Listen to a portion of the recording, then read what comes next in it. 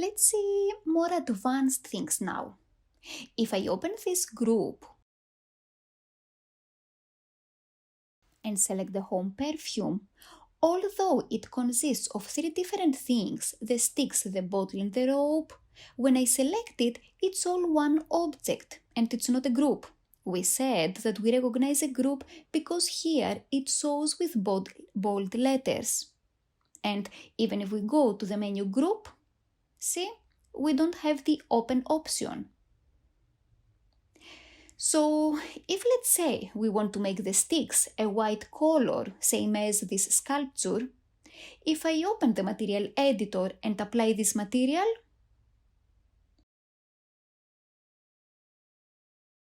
it goes to the whole perfume. Let me undo this step. So what happens here? Let's create a new view and put this material in the material editor. What we see here is a multi-sub-object material, which means a material that consists of more than one materials. And here we see the three sub-materials it consists of. We have the glass, the sticks and the rope material. So if we want to change the color of the sticks, we will go to this V-Ray material, double click on it and change the diffuse color. If, as I said earlier, we want to make the sticks same finish as the sculpture, then we also need to pick the sculpture finish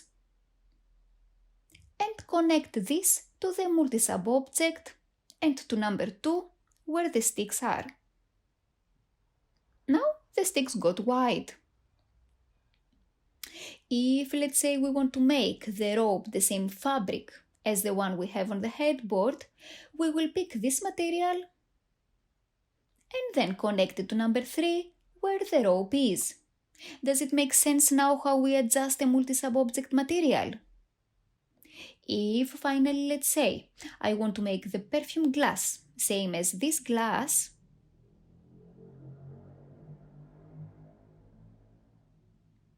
I will pick it and oops, here we have another multi-sub object material.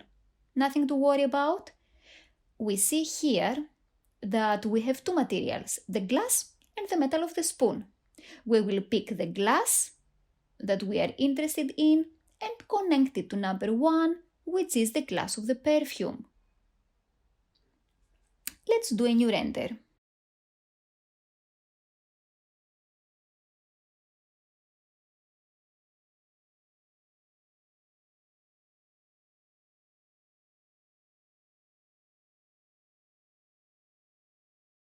Okay, let me take it back to its original look and connect the initial materials. We did that so that you can understand how to adjust a multi-sub object material.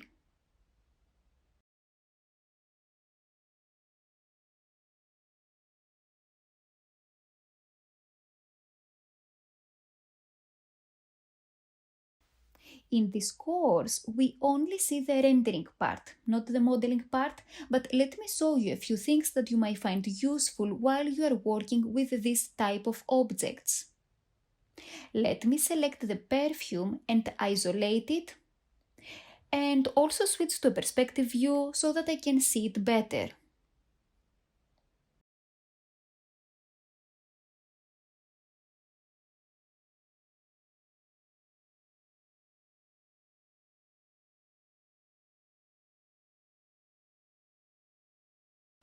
Let's select the object and go to the Modify tab. Up here, you see this editable poly, and if we click on the arrow, we have these options. The same options can be found here in the selection rollout. So this is the vertex, this is the edge, this is the border, the polygon, and the element. What do they do? Let's select the element first. It turns into a highlighted blue, and let's click on the bottle. Now let's click on the sticks and on the ropes. So when the elements command is enabled, it allows us to select elements of our object. Those elements turn into a red color to understand what we have selected. So let's say that I want to elevate the ropes. I will go to an elevation viewport so that I can select them with a window and then push them higher using the select and move command. Or if let's say we don't want the sticks, we can select them and press delete. Let me undo this step. If we select polygon, then we can only select the polygons of the object. In order to understand the polygons, you need to enable the edged faces.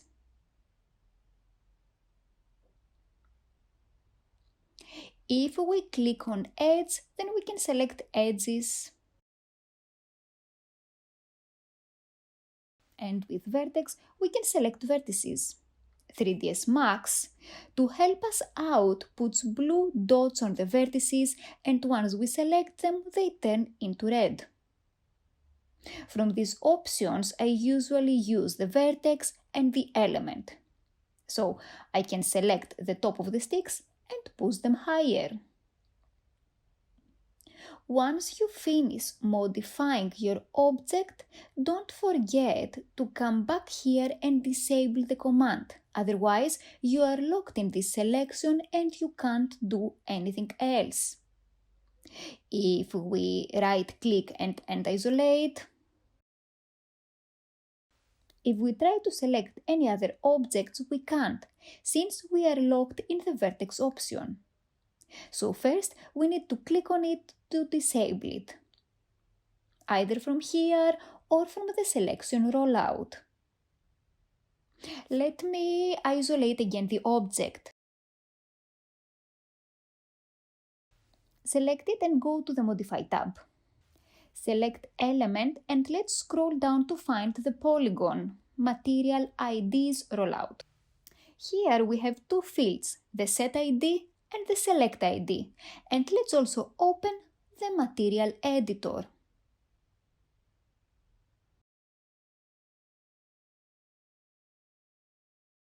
Let's click on the glass bottle.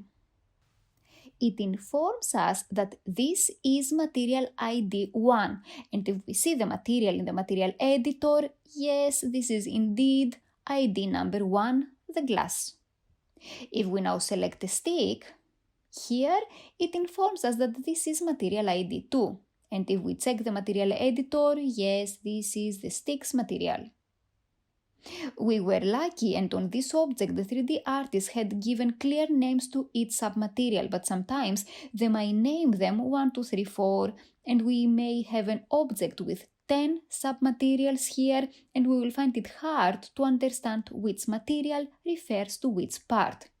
In these cases, what we need to do is the following. Come here to the Select ID field, type 1, and click on Select ID. It automatically selects the part of the object that is assigned the first submaterial. And you can then come in the Material Editor and rename it so that you can recognize it. Then go again to the Select ID field, type 2 and click on Select ID, and you keep doing that until you rename and recognize all the materials.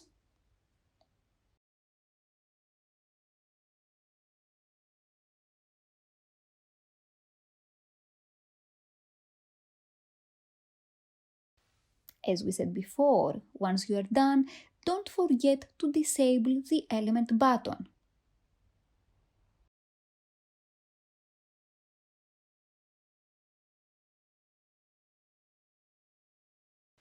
Let's now say that we want to put these sticks in this vase. How can we do that? First, let's isolate the two objects.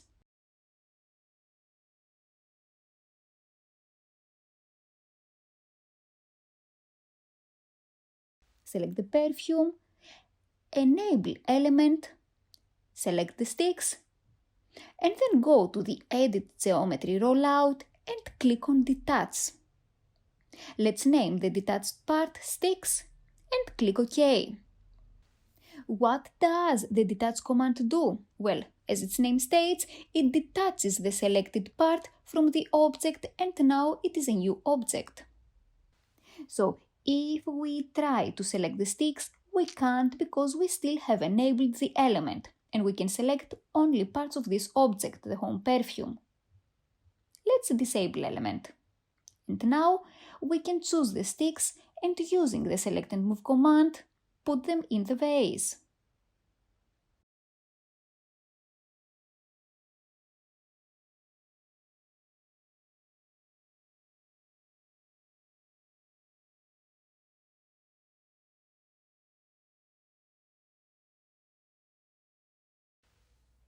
That's all with the multi-sub-object material and on how you can adjust models and materials that you merge in your 3ds Max scene.